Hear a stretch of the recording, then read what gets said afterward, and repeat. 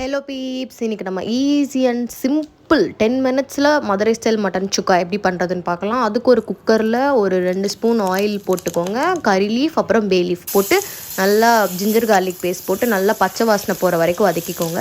இதில் வந்து no onion no தக்காளி, அப்புறம் வந்து coriander powder, chilli powder, pepper powder போட்டு நல்லா வதக்கிட்டு கரம் மசாலா அப்புறம் ஜீரகம் தூள் ரெண்டும் போட்டு நல்லா வதக்குங்க. நல்லா இந்த ஒரு என்ன சொல்கிறது, டார்க் ப்ரௌன் கலர் வந்தோடனே ஸ்டவ் ஆஃப் பண்ணிவிட்டு சால்ட் போட்டுட்டு மட்டனை நல்லா நான் உப்பு மஞ்சள் பொடி போட்டு வாஷ் பண்ணி வச்சுருக்கேன். போன்லெஸ் மட்டன் தான். நல்லா அதையும் போட்டு நல்லா வதக்குங்க. வதக்குனதுக்கப்புறம் ஒரு மாதிரி தோல் சுருங்கின மாதிரி இருக்கும். அந்த ஸ்டேஜில் தண்ணி ஊற்றிடுங்க. உங்களுக்கு வந்து ஒரு 2 கப் ஆஃப் வாட்டர் போதும்.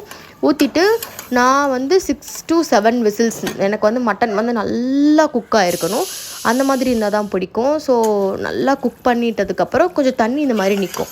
மறுபடியும் மேலே கொஞ்சம் கருவேப்பிலை போட்டு நல்லா இந்த மாதிரி அல்வா மாதிரி வந்ததும் கொத்தமல்லி தூவி சர்வ் பண்ணுங்கள்.